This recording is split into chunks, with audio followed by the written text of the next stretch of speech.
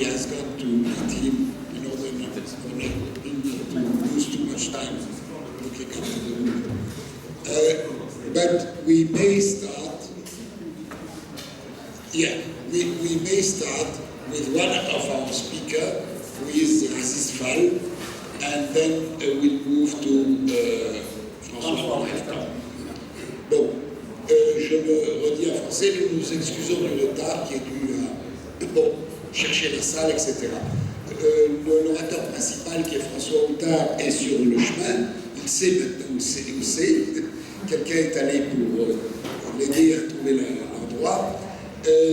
Mais pour ne pas perdre davantage de temps, nous allons commencer avec l'un des orateurs de la table, qui est Aziz Fall, qui est ici, et François Houtard va arriver ensuite.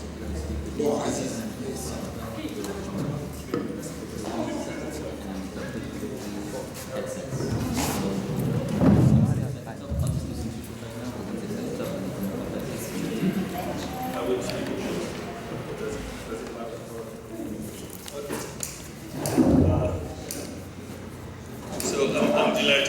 I will speak in French and English if you don't mind.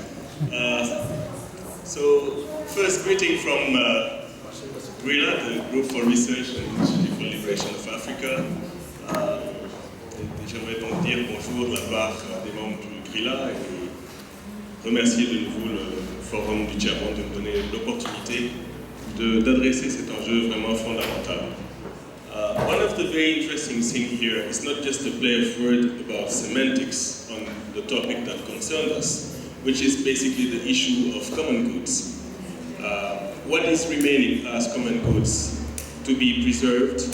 First, I would address it in an internationalist view, meaning basically what is the task ahead in terms of rebuilding an internationalist front to fight against the privatization of common goods, but also address the issue of not a play of word on semantic, on the issue of whether or not those things are goods, because when you open the door of goods on economic terms, then you open the prospect of privatization, but also to understand the meaning of good in the sense of better. And this is not a play of words. And last but not least, to see whether we could build, and this is basically what Francois is about to explain, a covenant on the issue of common goods. Donc, en d'autres mots, la question pour nous, fondamentalement, c'est de comprendre, dans une perspective internationaliste, s'il est possible de créer des ponts sur deux enjeux. Est-ce qu'il s'agit de biens publics mondiaux, de biens communs mondiaux, et si le fait d'utiliser le terme de bien ne constitue pas une passerelle conduisant à la perspective de la privatisation. Je peux donner différents exemples de cet enjeu, par exemple la question de l'eau. L'être humain est, comme vous le savez, constitué d'eau. Et seuls 3% de l'eau est consommable pour l'usage de l'humanité. C'est une distribution tout à fait inégale. Ce qui est très intéressant, c'est la façon par laquelle les firmes transnationales, sans avoir la propriété formelle de l'eau, ont privatisé toutes les séquences, c'est-à-dire de la prospection à l'exploitation, à la concentration, au traitement, jusqu'à la distribution de cette eau. Ce qui veut dire que tous les éléments véritablement de la privatisation de cette eau est déjà achevé. Ce qui manque, c'est la propriété formelle de cette eau, et ça a déjà commencé, puisqu'on peut aujourd'hui vendre des lacs. Cette eau est en principe un bien commun de l'humanité. En anglais, il y a une nuance, which is basically in English, not to use the word goods, but to use the word just commons. And the commons would actually describe the category of things that are beyond nationhood, that beyond public goods that we have in common. This is basically genes, for example, our DNA, that can be sold, but already started to be sold. It's also unmaterial components, knowledge, know-how, for example, water, the ozone layer, the atmosphere, the rest of the space, who really own the sea beyond 200 miles, and so on and so on. The fact that we don't have an international covenant that is binding lead to the prospect of having something that could be challenging enough to unite the rest of humanity on the defense on public issues. As you know, the prospect of structural adjustment policy and adjusting to globalization had reduced and downsized the states in a way that the state is no longer able to defend, even in its national level, the public goods. The shrinking of these public goods had reached a level where transnational cooperation had actually kidnapped the decision-making processes of safeguarding these goods. And by using the term goods, they actually open the capacity and the prospect of putting this in the global market. And the prospect is already ahead. La grande difficulté que nous avons, c'est que le système multilatéral, non seulement est mal fait pour la défense commune de ces biens communs, par exemple c'est l'UNESCO qui, pour l'instant, est l'organisation internationale chargée de la préservation de ces enjeux. Il y a des conventions sur l'eau, il y a toutes sortes d'outils, mais hélas, cette organisation internationale, l'UNESCO, à l'instar des autres organisations de régulation, non seulement assure une fonction de reproduction internationale, c'est-à-dire permet la reproduction internationale du capitalisme, mais lorsqu'elle ose aller se consacrer à la défense du bien commun, dans des termes qui traduisent les besoins essentiels des populations, à ce moment, un chantage odieux s'exerce pour réduire sa marge de manœuvre, et cela se fait par le retrait du budget sur des enjeux qu'on dit politiques. Tous les enjeux de préservation du bien commun sont des enjeux politiques. Alors, s'il n'existe pas une volonté politique dans le XXIe siècle d'ouvrir la perspective d'une préservation des derniers espaces des biens publics mondiaux, qu'il faut traduire en fait par ce que nous avons en commun, à ce moment, nous perdons les derniers éléments qui permettraient la construction d'un internationalisme fondamental qui lirait, au-delà de la simple idéologie, c'est-à-dire la lutte des travailleurs, la préservation des droits humains, etc. Nous perdons le cordon ombilical qui nous lie à cette nature. En revisitant les conceptions qu'on peut appeler homéomorphes, c'est-à-dire les visions qu'ont d'autres sociétés de notre rapport à la nature, les sociétés latino-américaines, asiatiques, africaines par exemple, démontrent par leur approche beaucoup plus animiste et écologique de leur rapport à la nature qu'il est possible d'éviter un mode de production et de consommation prédateur. Et actuellement, en Amérique latine, certains pays ont pris la conscience de l'intérêt de préserver ces ressources pour les générations futures. Et ça, il faut maintenant le traduire en droit. The problem with international law is that we don't have binding system of duties. We do have international laws as rights, but the question are how do you implement and enforce duties? This lack of capacity to enforce duties on such a sensitive issue make the prospect of transforming the multilateral system a task to be undertaken. And I want to say a few words in how we can do this. In order to transform the United Nations system in a body that could be not just regulating the 21st century, but also making sure that we do have duties in international law that are binding, you need to reform the structure of regulation within the system. And this is on the only possibility going back to the Bandung spirit that was left behind, revisiting the ground of multilateral system that is the internationalist system. Here's Francois, very glad. And last but not least, to understand that these common goods could be preserved in a spirit where the North-South, j'ai préparé la table pour toi, j'ai réchauffé la salle.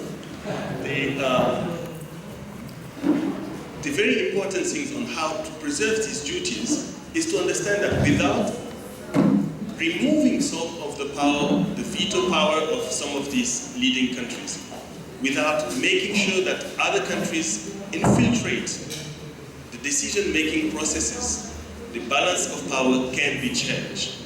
So this means that nations and people have to reinvent internationalism by the sake of saving the last frontier that has not been totally controlled by the privatization of the globalization process. And this is why this issue of adopting such a covenant is so important and should be a transversal issue in all of the endeavors that are pursued by NGOs, political parties, trade unions, the civil society that is progressist.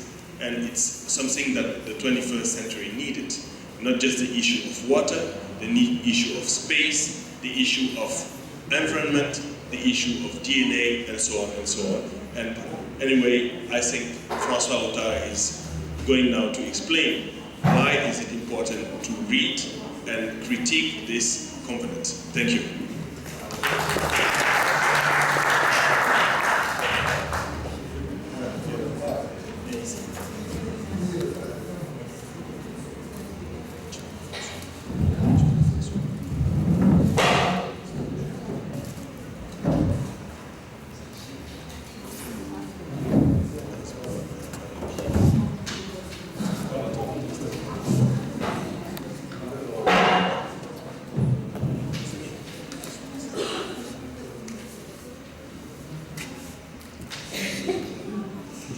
Mille excuses du retard, mais we speak in English or in French? I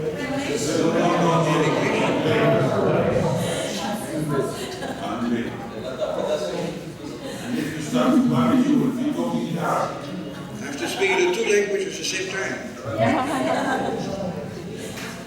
That's the translation. Excuse me, there is interpretation services, so you can choose which one. That's the interpreter. That is the interpreters. So they have Just 1 second. both. Okay. But what is the majority? English?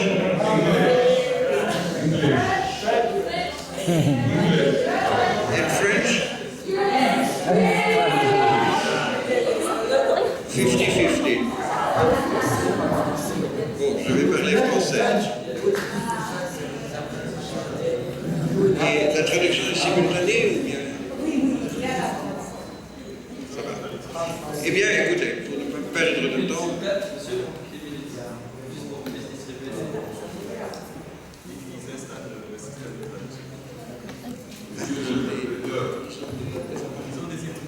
alors ça va.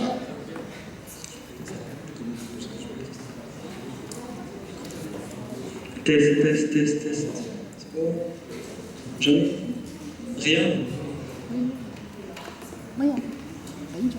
Merci beaucoup. L'idée qui est à la base du concept de bien commun de l'humanité est assez simple. Elle part d'un constat qui est la profondeur de la crise, qui n'est pas seulement, on l'a répété, pas seulement financière, pas seulement économique, mais également alimentaire, également énergétique, également climatique. Et finalement, le tout étant relié à la même logique, qui est la logique du système capitaliste. Ça va pour la traduction? Merci.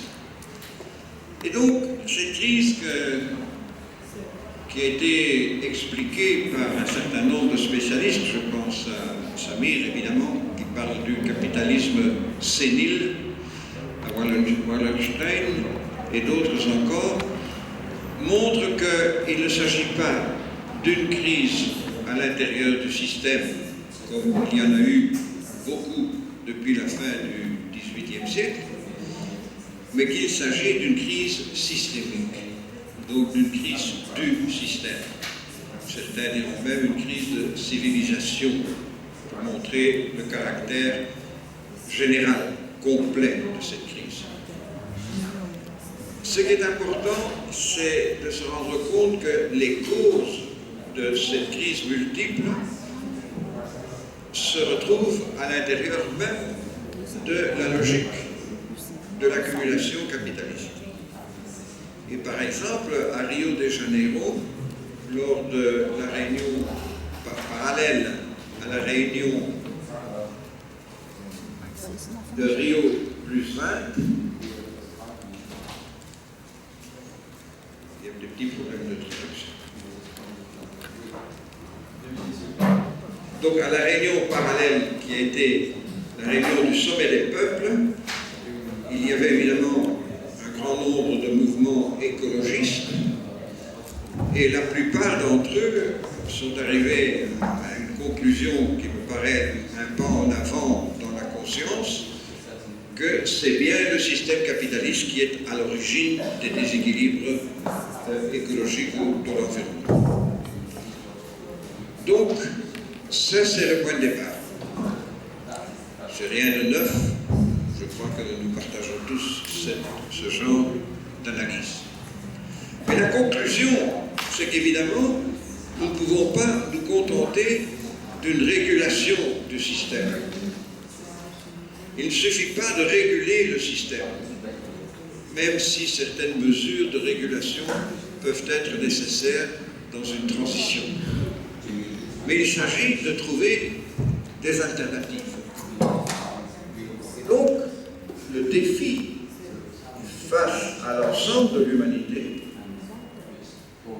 nord comme sud, c'est justement de rechercher et de lutter pour des alternatives.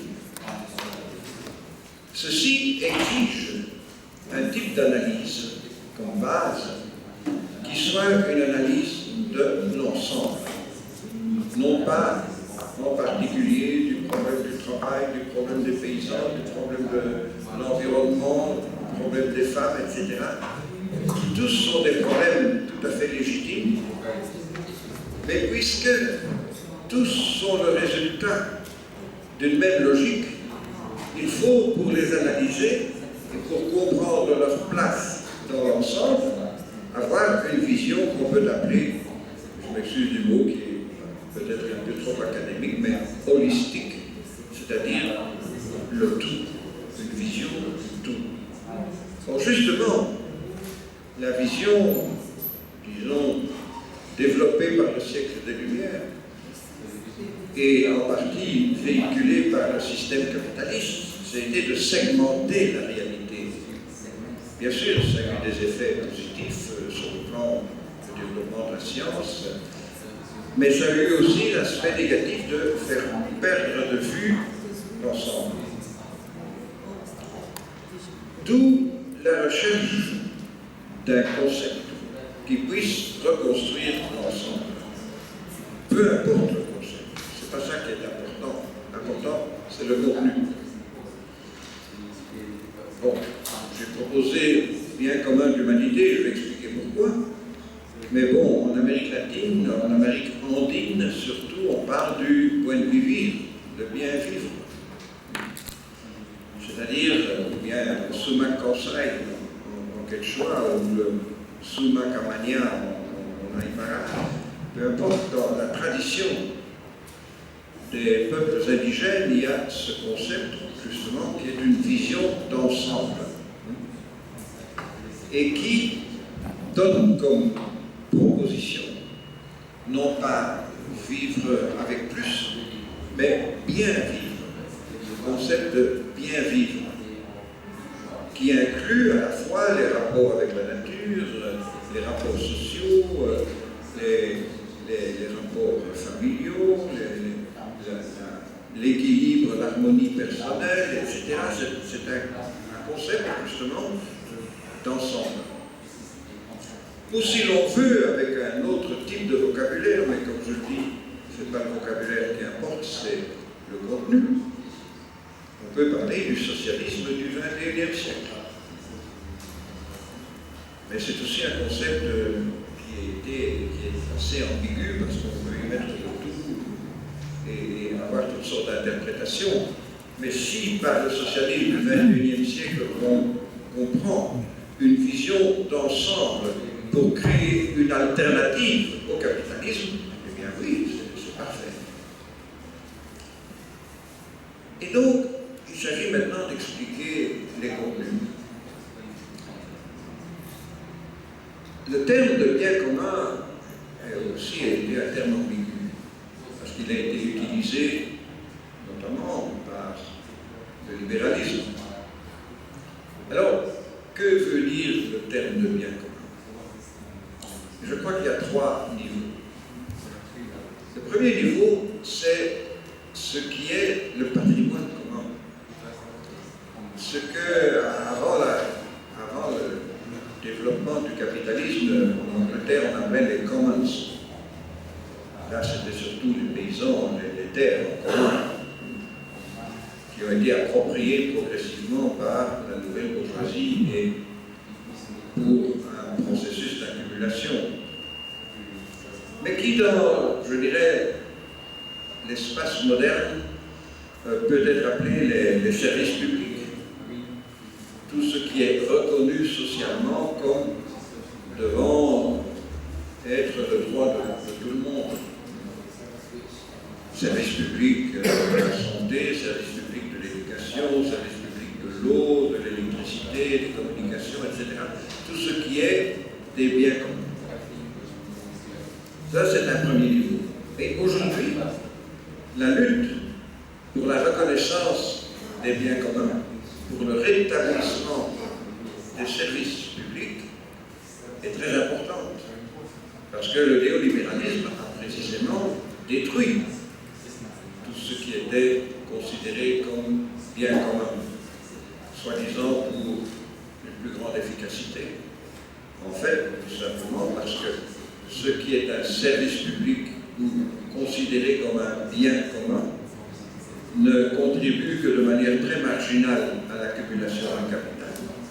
Et il faut tout transformer en marchandise pour pouvoir avoir une contribution à l'accumulation du capital. Donc c'est une première lutte qui aujourd'hui est reprise notamment par une bonne partie des syndicats, mais aussi par des mouvements féministes, par pour l'eau par exemple, par des mouvements indigènes, par toute une série de mouvements qui essayent de remettre en valeur l'idée des biens communs et la reconstitution de services publics. Et c'est ce que nous voyons dans plusieurs pays d'Amérique latine, où précisément la reconstruction de l'État comme un objectif post-néolibéral a notamment comme base la reconstruction des services publics. Un deuxième niveau de compréhension du bien commun, c'est celui de ce qui est le bien général face au bien individuel. Conception que déjà avait développé Aristote, même si Aristote était au fond un libéral. Il disait qu'il faut réduire au minimum ce qui est commun. Mais enfin bon, il a lancé quand même cette idée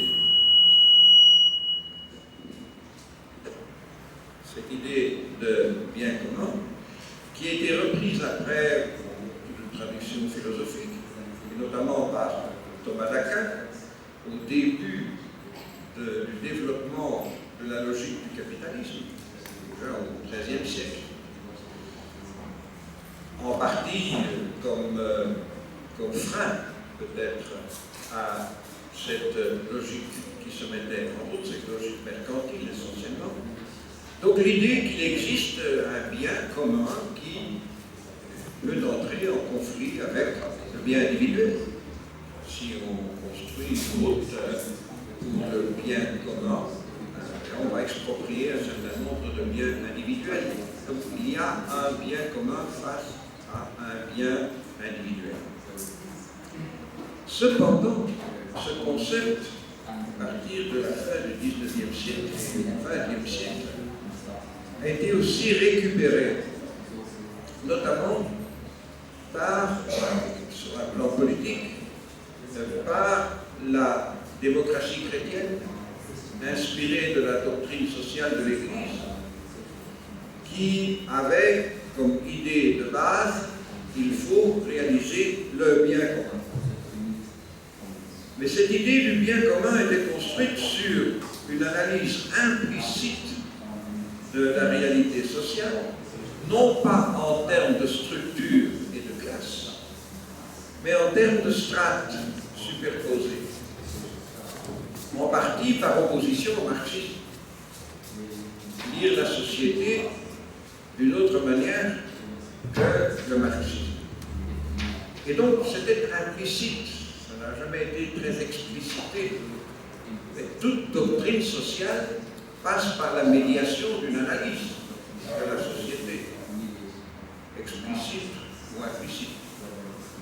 Et là, l'analyse implicite, c'était de voir la société en termes de couches sociales, même si parfois on les appelait des classes. Et le bien commun devait être le résultat de la collaboration de toutes les couches sociales pour créer le bien commun, sans remettre en question la structure des classes. Donc, d'un point de vue politique, cela a débouché sur la collaboration des classes pour construire ensemble le bien commun, sans remettre en question la place que les différentes classes sociales occupaient à l'intérieur d'une structure évidemment reliée à la logique du capital. Donc, l'idée du bien commun a été évidemment, je dirais, absorbée par cette vision de la société, et donc le concept même est devenu très, très ambigu et rejeté par une partie de la gauche, qui évidemment voyait dans ce concept une manière pour les classes bourgeoises, les classes dirigeantes, de se soumettre des classes inférieures. Parce que finalement, le bien commun signifiait le bien des couches des classes supérieures et pour une raison ici religieuse, mais qui pourrait être une autre raison, la soumission des classes inférieures aux intérêts des classes supérieures. N'empêche que cette idée de bien commun par rapport au bien individuel, à mon avis, doit être récupérée par la gauche et est valable à la fois pour une analyse de la société et pour la définition d'objectifs sociaux et culturels. Le troisième niveau auquel nous nous situons plus pour le moment, c'est le concept de bien commun de l'humanité. Alors là, il s'agit d'un niveau qui inclut les deux autres, mais qui en même temps va plus loin. Il ne s'agit pas d'un patrimoine, parce qu'aujourd'hui, dans l'organe des Nations Unies, notamment le PNUD, on parle de bien commun universel. Bon, c'est bon, c'est un bon concept. Mais ça reste au premier niveau de signification. C'est-à-dire qu'il existe des biens communs qui sont universels, à cause de la globalisation, etc. Donc le troisième niveau, ce n'est pas du tout un concept de patrimoine commun, comme on pourrait le dire, un bien commun universel. Aujourd'hui, par exemple, même les ressources naturelles, l'eau, sont considérées comme des biens universels. Mais ici, il ne s'agit pas du tout d'une question de patrimoine, il s'agit plutôt d'une question de statut, comme le bien-être. Et le bien commun de l'humanité, ce n'est rien d'autre que la vie de la planète et la vie des êtres humains. Et la création des conditions de la production, de la reproduction, de l'amélioration de la vie de la planète et des êtres humains. C'est donc, si vous voulez, un concept qui inclut le concept des biens communs, le concept du bien commun face au bien individuel, mais qui va plus loin et précisément développe une perspective holistique, une perspective de vision d'ensemble qui est un objectif commun pour l'humanité. Maintenant, et je vais bientôt terminer par ça, qu'est-ce que ça veut dire dans le concret? Ça peut être un concept abstrait, un concept philosophique, mais qu'est-ce que ça veut dire dans le concret? Et dans le concret, ça veut dire face à l'existence du système économique capitaliste et l'existence des luttes de classe sociale.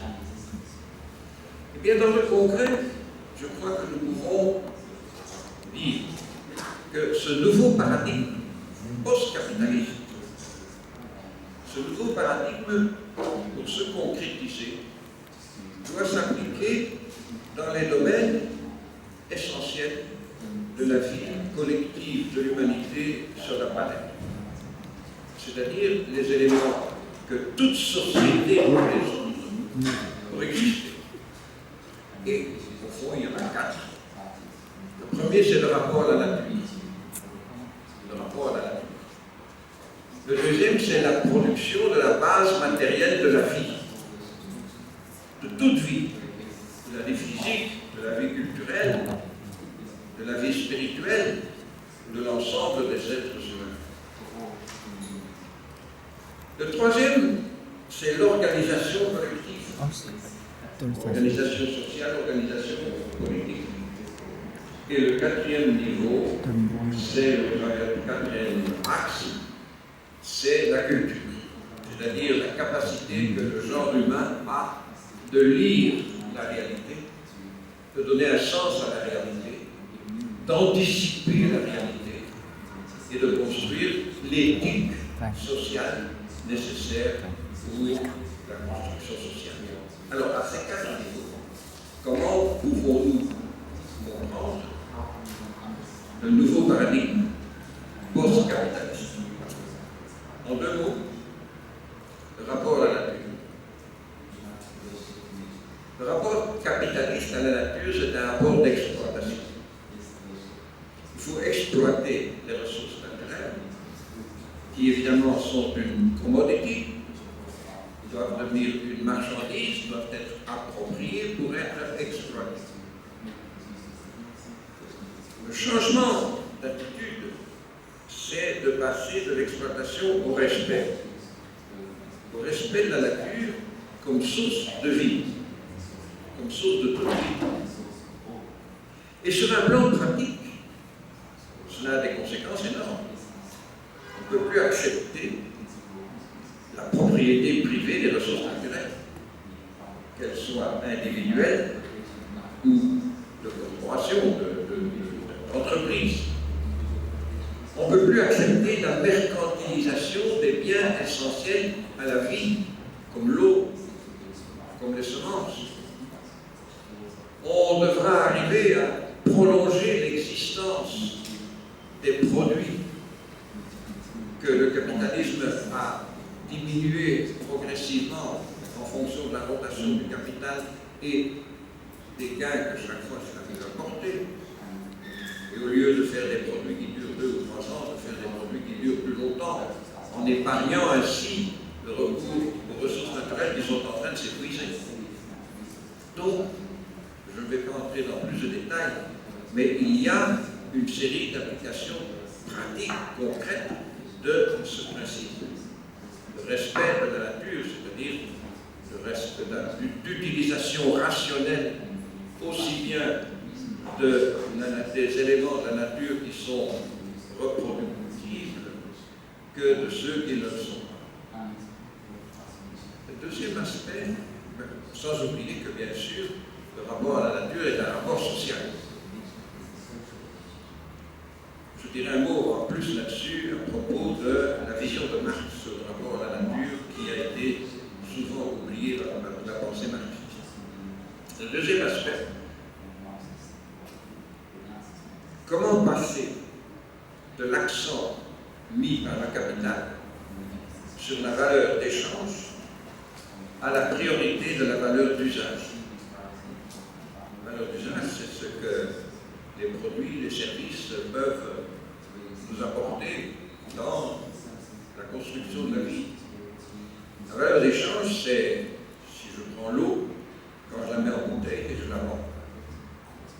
Or, pour le capitalisme, il n'y a qu'une seule valeur, c'est la valeur d'échange.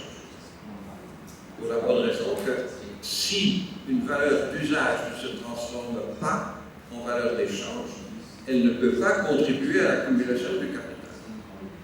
Donc il y a là un aspect fondamental. Comment passer de l'accent sur la valeur d'échange à l'accent sur la valeur d'usage, y compris d'ailleurs, et maintenant d'entrer dans les détails, la transformation du rapport social de production. Et donc à ce moment-là, d'un point de vue pratique aussi, et là le marxisme a déjà évidemment longuement prouvé, du point de vue pratique, ça signifie qu'on ne peut pas accepter la dominance du capital financier. On ne peut pas accepter l'existence de centaines de paradis fiscaux. On ne peut plus accepter le secret bancaire, etc., etc., etc. Le troisième aspect, c'est l'organisation collective. Et là, la question est de, face au paradigme du capitalisme, c'est de promouvoir la démocratie généralisée dans tous les rapports sociaux et dans toutes les institutions. Dans tous les rapports sociaux, y compris les rapports hommes-femmes. Et toutes les institutions, pas seulement politiques, mais également économiques. Rien de moins démocratique que le fonctionnement économique du capitalisme, de sa concentration. Mais également dans les institutions sociales, syndicales, sportives, culturelles, religieuses. Et donc, avoir comme principe la démocratie généralisée avec tous les mécanismes possibles d'exercice de la démocratie dans toutes les institutions sociales et dans tous les rapports sociaux. Et là aussi, d'un point de vue pratique, on peut trouver énormément d'applications depuis la subsidiation par l'État d'organismes culturels ou sociaux, mais qui ne respectent pas la démocratie. Donc l'interdiction de subsidier des institutions qui ne seraient pas démocratiques, jusqu'à la réforme des Nations Unies, et notamment du Conseil de sécurité, etc. Et finalement, l'interculturalité. L'interculturalité, de façon très simple, pour sortir de l'identification entre culture occidentale et développement humain. Aujourd'hui, le développement humain se définit uniquement en termes de culture occidentale. Or, il y a des possibilités de contribution à la construction d'un nouveau paradigme dans beaucoup d'autres cultures, dans l'utilisation d'autres savoirs, dans de nombreux types de spiritualité qui peuvent donner une motivation et créer l'éthique nécessaire pour construire un nouveau paradigme. Et donc l'interculturalité dans le sens de donner la possibilité, bien sûr, de contribuer à cette construction et qui ne soit pas simplement l'adoption des principes de la culture occidentale, sans exclure son apport. Donc, face à ces 4 problèmes, ces 4 dimensions concrètes, nous nous trouvons justement dans la possibilité de construire un nouveau paradigme. Toujours en gardant une vision d'ensemble, parce que l'un ne peut pas aller sans l'autre. Évidemment, on pourrait dire tout ceci c'est très beau, même si c'est une utopie, ça reste une utopie. Et c'est vrai d'une certaine façon, parce que le capitalisme a tué l'utopie. Et nous avons besoin d'utopie. L'utopie dans le sens, non pas dans le sens d'une illusion, dans le sens de ce qui n'existe pas aujourd'hui, mais pourrait exister demain, dans le sens d'Eduardo Galeano, cet auteur, journaliste uruguayen, qui dit l'utopie, qu'est-ce que c'est? À quoi ça sert l'utopie? Quand je fais un pas, elle fait un pas. Quand je fais 10 pas, elle fait 10 pas. À quoi sert-elle? À nous faire marcher. Eh bien, dans ce sens-là, oui, l'utopie est nécessaire. Et d'autre part, ce n'est pas une utopie dans la réalité, parce que nous voyons qu'il existe dans le monde des milliers et des milliers de mouvements sociaux, d'organisations qui travaillent dans les 4 domaines dont je vous ai parlé, pour changer le rapport à la nature, pour changer le rapport économique, pour transformer les rapports politiques et pour remettre en valeur certains aspects des cultures qui ont été éliminées. Et donc, cela existe. Dans le rapport de force entre le système, même s'il est sénile, qui ne va probablement pas simplement mourir de sa bonne mort, et qui a besoin des luttes sociales pour pouvoir être transformé, le rapport de force entre le système existant et ces milliers d'initiatives est un rapport évidemment totalement inégal. Donc il faut essayer de créer la possibilité d'agenda commun entre ces différentes formes d'action qui contredisent le paradigme du capitalisme pour créer progressivement un rapport de force différent.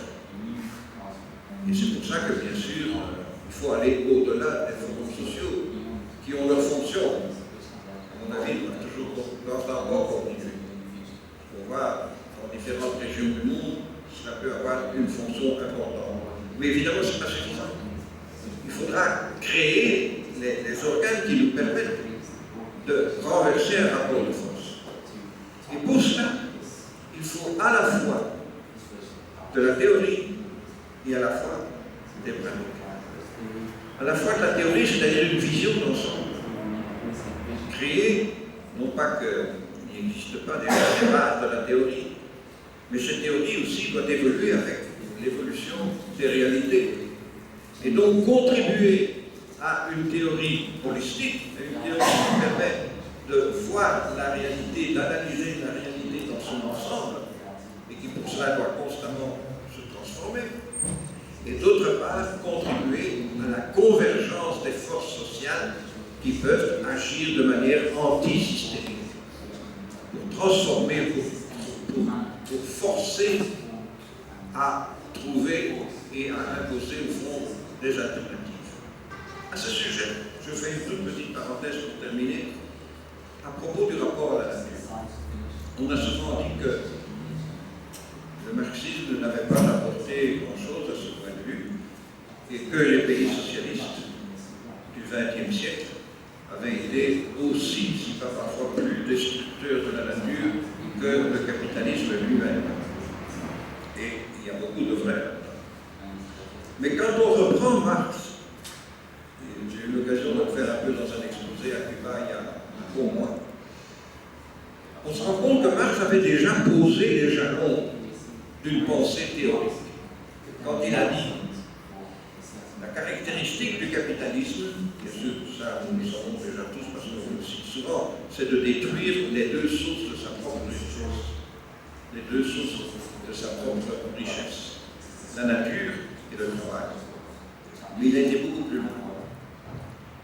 Il a dit, le capitalisme détruit l'équilibre du métabolisme entre la nature et l'homme, disons les êtres humains. Le mot métabolisme était un concept qui venait de naître dans les sciences naturelles dans la moitié du XIXe siècle. Métabolisme signifie l'échange matériel. Donc l'échange matériel entre la nature et l'homme. C'est évident que Marx ne pouvait pas prévoir qu'au cours du XXIe siècle et du XXIe siècle, on aurait un épuisement des ressources naturelles. Le pétrole, le gaz, etc. Mais Marx avait déjà réfléchi au mécanisme que le capitalisme mettait en route. Il dit donc que l'équilibre des échanges matériels entre nature extérieure, parce qu'il dit bien l'homme fait partie de la nature, donc de la nature extérieure à l'homme, l'échange de l'activité humaine, pour lui d'ailleurs le travail est le médium par rapport entre l'homme et la nature, c'est le travail. Mais il dit dans la logique du développement du capitalisme, se crée un déséquilibre qui peut avoir des conséquences très graves. Et il dit en plus, il dit la raison, c'est que le rythme de reproduction de la nature est différent du rythme de reproduction du capital. Le rythme de reproduction du capital va beaucoup plus rapidement que le rythme de reproduction de la nature.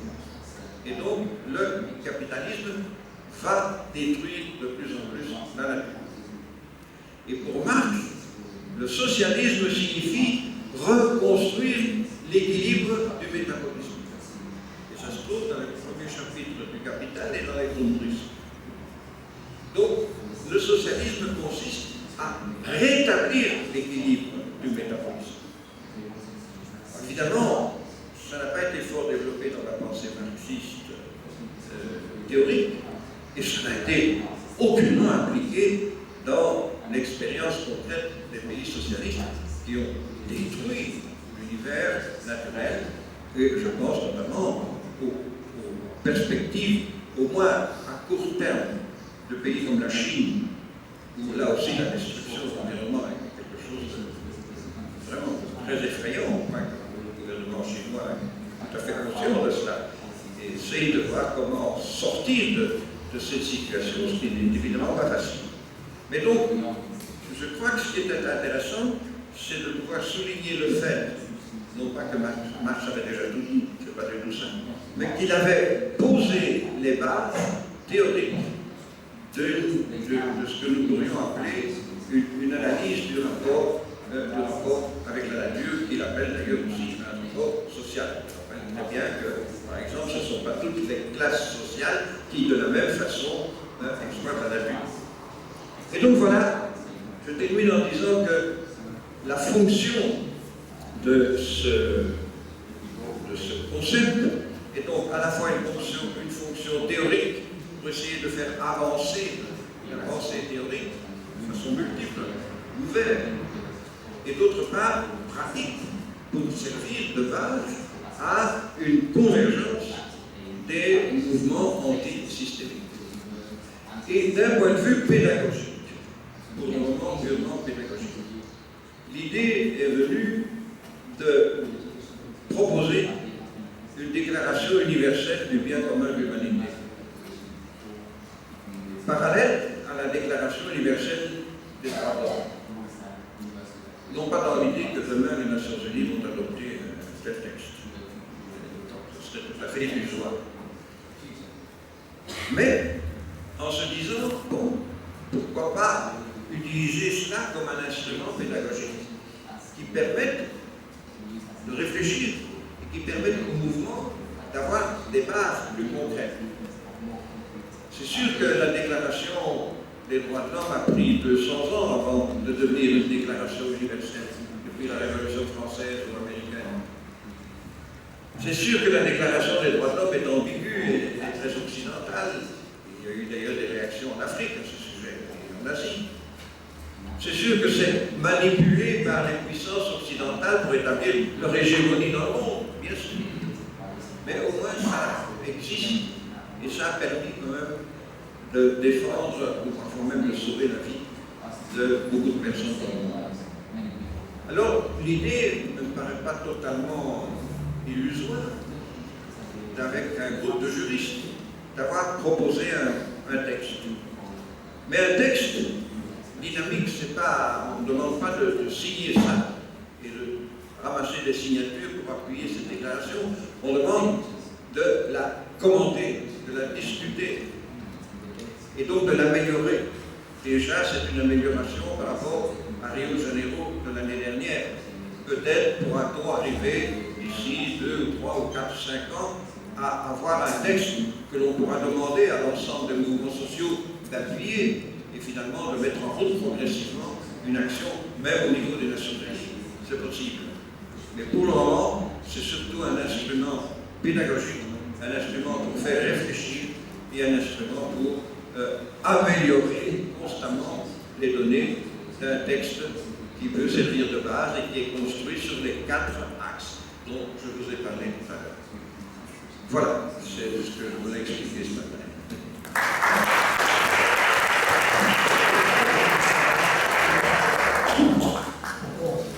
The next speaker, I think, is Ravi.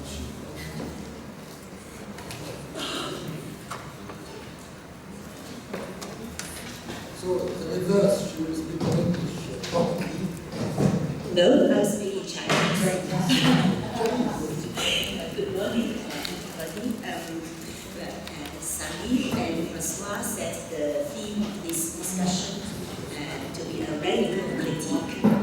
So, what I will try to make of you is to follow what Francois has spoken and maybe add a few examples to that. I would like to focus basically on 2 issues.